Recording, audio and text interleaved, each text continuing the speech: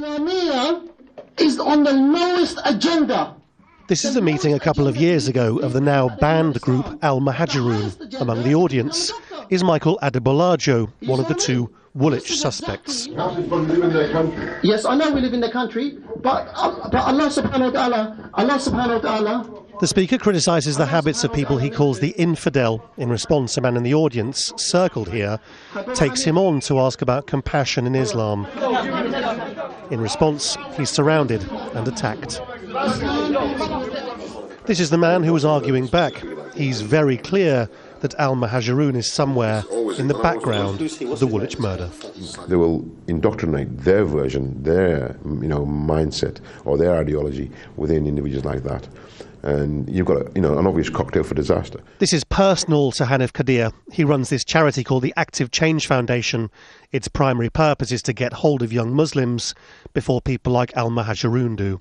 It's a good idea of keeping young people away from those groups who teach them about jihad and those stuff, about violence. And this is the place where they can come and avoid those groups.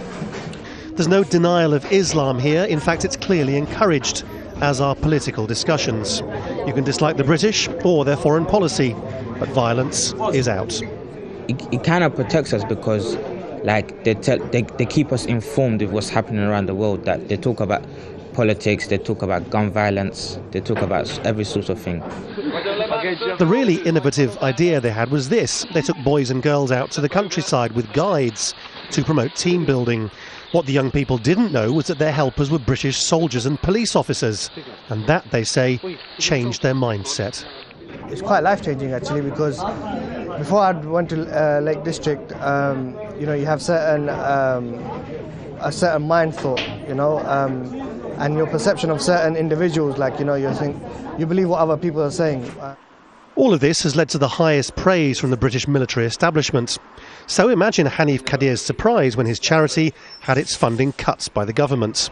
Team building has become unaffordable. I believe that we need to do it a lot more.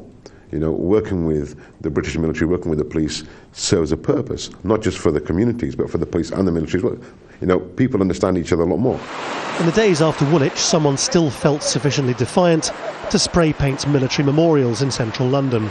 Hanif Kadir's charity, meanwhile, says its budgets will be even tighter next year. That's not a pretty picture set against the government's stated policy of de-radicalisation. Lawrence Lee, Al Jazeera, London.